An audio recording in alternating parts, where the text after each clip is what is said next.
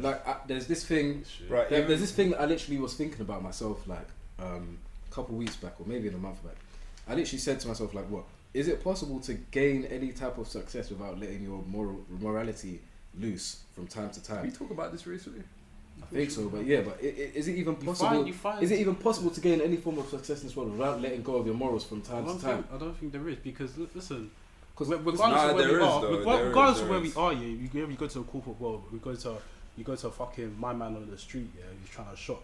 You know what they're gonna do to try and lure you in or try to secure your services? They're gonna exploit your weakness. you might not even know. The thing is, you might not even know. Yeah, like for example, let's look at. I was looking at what do you call it? If you look into actual capitalism, right, and like if you read Karl Marx's Book of Capital, right, it even explains how in all things there's what you have alienation. I'll get into it in a sec. You say that that sometimes you might not be able to, but you might always be exploiting people. You just may not even know it because you're so alienated from where it's happening. For example, someone working at Apple building selling phones, they're just getting their money, whatever. They're doing what they're working hard. They don't realize that this is happening at the expense of people doing slave labor on another part of the world. They don't realize subconsciously because they're so alienated from two areas, and that's how it happens. Like for example, this is why, for example, let's say you work in a corporate world. You work in the office.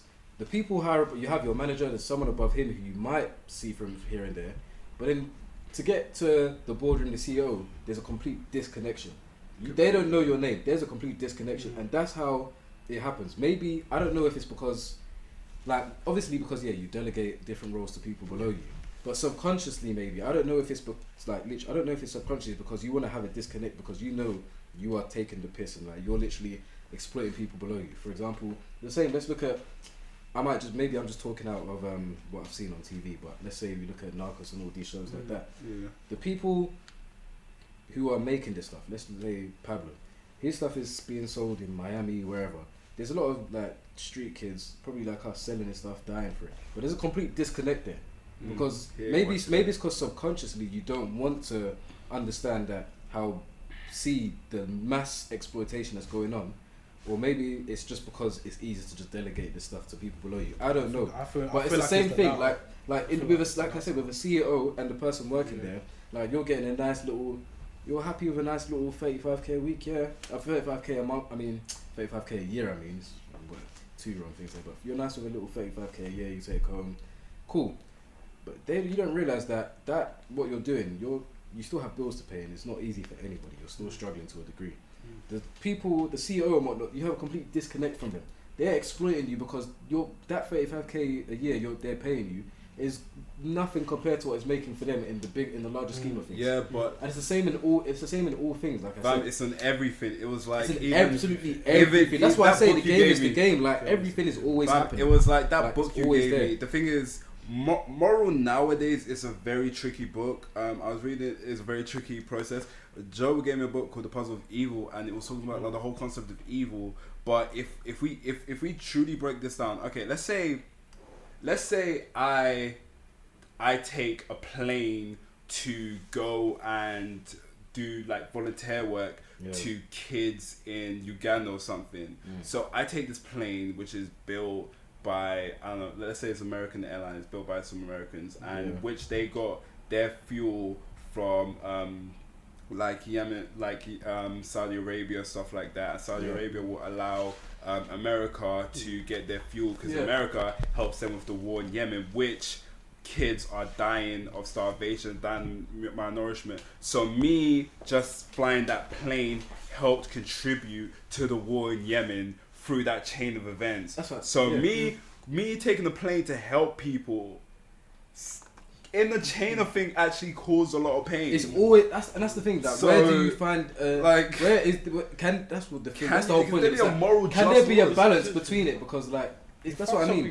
Even if there can't be a balance, it's just good for. I just for people. The reason why I like talking about this, I'm passionate, is because I want people to actually understand that this exists. No matter how much you think that, and you can look down on what one person is doing, but there might be a disconnect because that's the way things have been set up in the society we are now.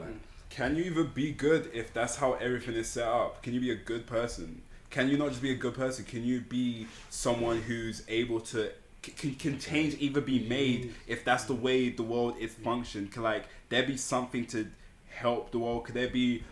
It's we're talking about like in a quote unquote utopia, which is also subjective. But let's not even talk about subjective. But can your goodness, can that stuff, can it be measured? Is there any kind of scale to it? That's the whole concept of a TV show, a really good one. Like, can you measure what it is to be a morally just person? Yeah, like there's not really any scale to it. Like, I mean, what the example you just given. Yeah. Like, you know what I mean? You've literally balanced out your what you want to call it, like your moral compass or your moral scale. I don't know what you want to call it in this situation. Yeah. But fam, it's hard to kind of process what good you can make to the world when you know that like there's a butterfly effect to everything you do. Literally there's a butterfly effect. Because I'm even saying that I want to like invade into all these white spaces, and if I'm giving money to these private schools which don't really help contribute to communities which I grew up in, and they only help further their agenda, because they're all we weren't even talking about, like, they all want their own type of people there because you're comfortable with your people, and if their people are the ones that they're with, they wouldn't want to actually help. But it's like when you go into that kind of environment, you subconsciously become those people. That's what he's saying. Like, you subconsciously become those people. Because as much as you say like you're trying to invade these right spaces, you're trying to make yourselves more known. You're disconnecting yourself from your roots. Fam, you're talking about like coons. We even had these conversations. It's like coons. Like, you're what? Like, I want my kids to have like the best. I want to send them to all these private schools. Me and Mitch were talking about it. But like, we even know certain men that act like coons, that don't know where they're from. Like, don't know how to like they're not really cultured. They don't really care about like any of their people. They're so disattached from the culture, which I believe is super important to be cultured. That they're so disattached that they can't like even. Okay, so let's say I brought my kids into these spaces. My kids have grown up. My kids don't have the experience. They have the experience I grew up with, so they don't have the same motivation to do stuff that I did. Although they might achieve higher.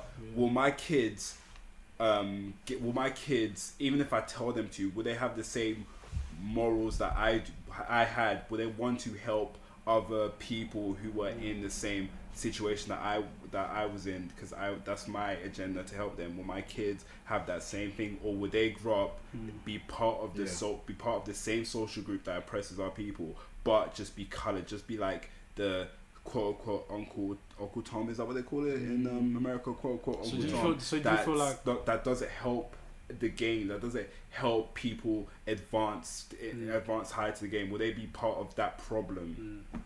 But do our morals necessarily, like, do they evolve, or do they come from the environment they're in? Like, take us for example. Would you honestly say that the way that you have been nurtured, is that down to your environment? Is that down to the people exactly who have? It's a combination of all because things. Like we've lived in. Okay, I don't want to say like we've lived in very, very different environments, right? Because the environments we're in, they're still kind of like low level, only like impoverished to an extent.